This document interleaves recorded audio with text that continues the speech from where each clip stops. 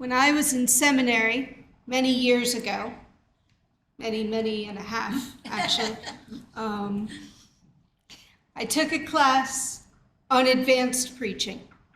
The course was an elective. It was designed to focus on the sermons you might need to preach outside of the traditional worship service. We talked about sermons for weddings and funerals, rites of passage with deep spiritual meaning for all people.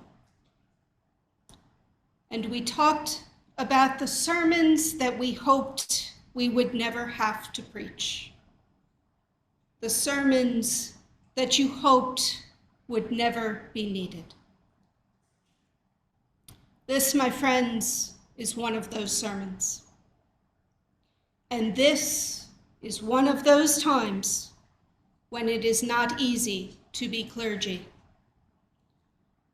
Times like this require clergy to speak our truth with conviction and with courage. And today, I will endeavor to do just that. And so, I speak to you today from a place of great sadness and great anger. I am disappointed, very disappointed, in our denomination's response to recent events, to the war in Israel. In our attempts to be all things to all people, we have lost the courage to separate right from wrong and to take a stand for what we believe. This is not a time to be silent. This is not a time to remain neutral. For many of us, as Jewish Unitarian Universalists, neutrality was never an option. So that we are all on the same page, let me bring you gently up to speed. Last Saturday, Hamas launched a brutal attack on the people of Israel. This was done on the Sabbath and on a holiday called Simchat Torah, a celebration of the Torah. It also marks both the end and the beginning of the yearly cycle of public Torah readings, the Torah being the first 5 books of what we in the West know as the Bible. In the same service, the last portion of the Torah is read, followed by the first portion. In this way, the cycle of Torah reading never ends, and in this way, the cycle of Jewish life never ends. This is highly symbolic for a people who have been repeatedly told that they do not have a right to exist. And a week ago, Hamas tried again. And so now the world is once again at war. Now, who are the players in this latest war? The nation of Israel, which is both the sovereign country of Israel, but also the Jewish people of the diaspora. We are all of one tribe, one people. Within hours of the first rocket, Israeli Defense Force reservists all over the world began returning home. And Jewish people who could not go to fight took out their wallets to give to both Magen David Adom, the Israeli Red Cross, and Hadassah, the hospital system.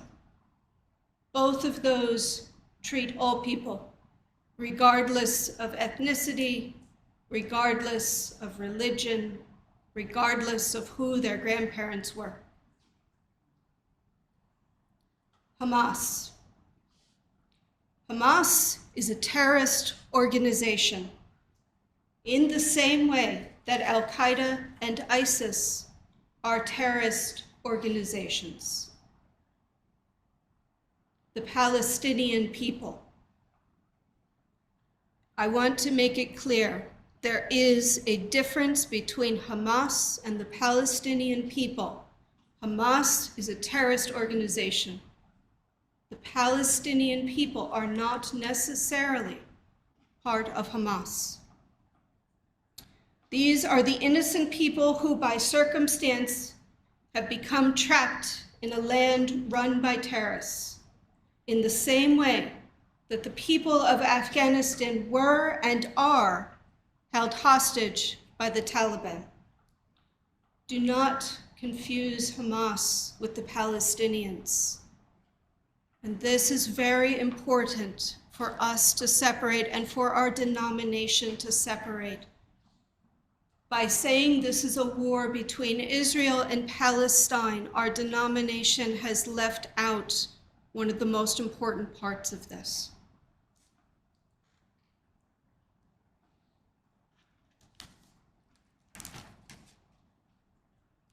Now that we are caught up, let us focus on what to do from here.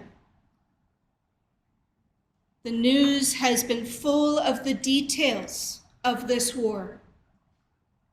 I will not share them here. What is needed now is hope and resilience. I imagine many of you have come here today with feelings of sadness, anxiety, and anger. Me too. And it's okay. Anxiety and anger serve a purpose. These are emotions of action. They are designed to get us out of danger. If we were directly in harm's way, these are the emotions that would get us to safety. But physically, we are safe. And so for our bodies, this creates some confusion. Our body is telling our brain to run, but our brain is saying, why? We are safe. We must get our bodies and our brains back into alignment. First, we begin by limiting our amount of news exposure. Wait, what? Did a Unitarian Universalist minister just tell us not to watch the news? Yes. Yes, she did. Or more accurately, I am asking you to look for balance. Not only balance in where your news comes from, that is a given, but balance in how much and what kind. Limit your consumption of news on this war to less than an hour a day. Do not watch video footage of the war. Video, audio, and written text live in different parts of our brains. Watching video creates vicarious trauma. You can still be informed without watching or listening to the footage. Each day, engage in mindfulness practices. Mindfulness is about being in the present moment. It is about putting all of your energy and all of your focus into that which is immediately around you. If you find that you are struggling with this, struggling to be in the present moment, use the 5, 4, 3, 2, 1 technique. This is a technique to help ground you within your immediate surroundings by focusing on location, your 5 senses, and counting backwards. Look for 5 things that you can see, 4 things that you can hear, 3 things that you can touch, 2 things that you can smell, and 1 thing that you can taste. Now, this is not an invitation to go around licking things, but look for something and imagine how it would taste. Spend some time outside each day. Nature in any form helps to ground and to restore us. Make sure to eat well.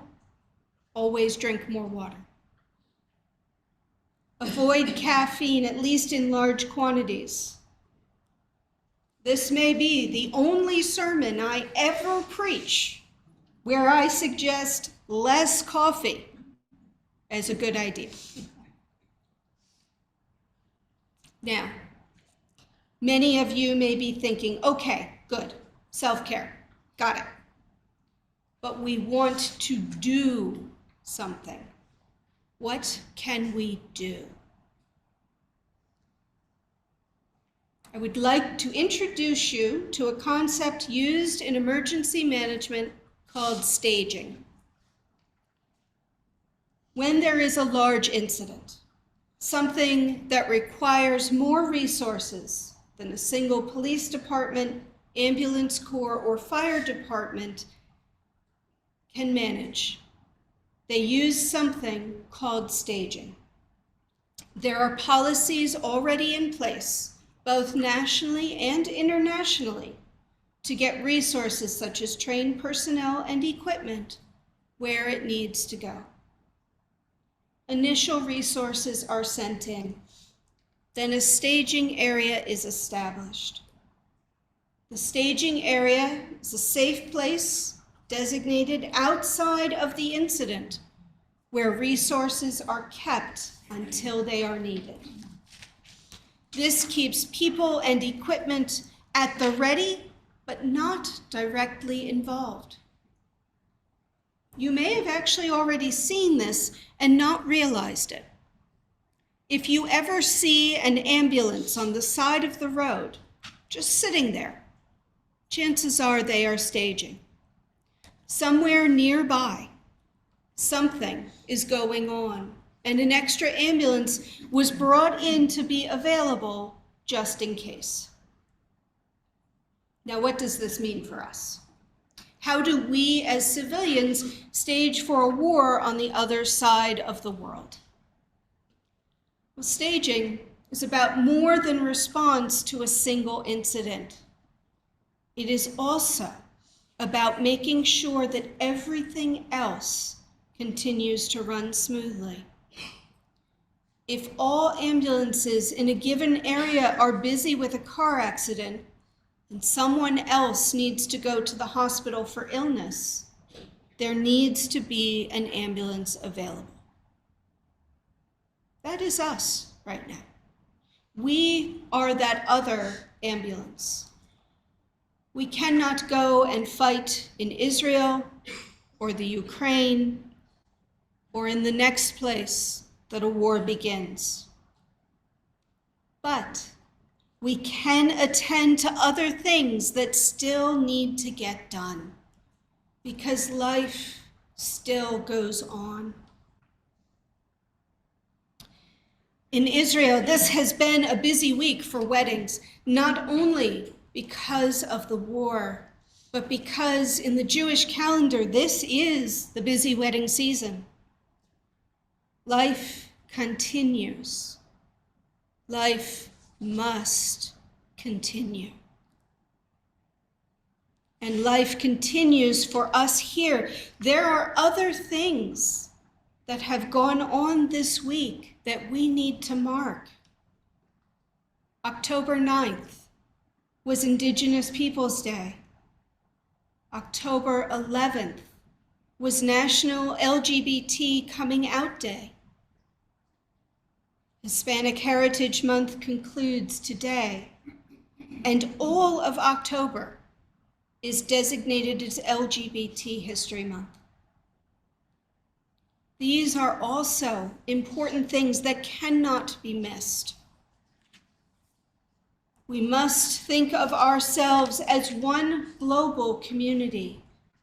When part of our community is busy with one thing, those of us who are not directly involved must make sure that nothing is forgotten.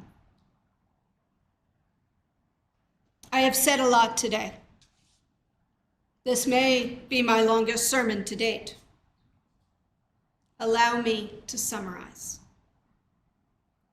Find balance in your daily life.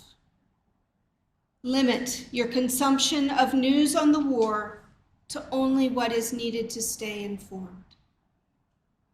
Prioritize written word over video and audio. Take time each day for mindful practices. Walk in nature, eat balanced meals, and always, always drink more water. Spend time with those closest to you. Reach out to family and to friends. This is not a time to be alone. And when the war is over and the dust has settled, we must again return to planting trees in the desert, under whose shade we know we will not sit. Amen.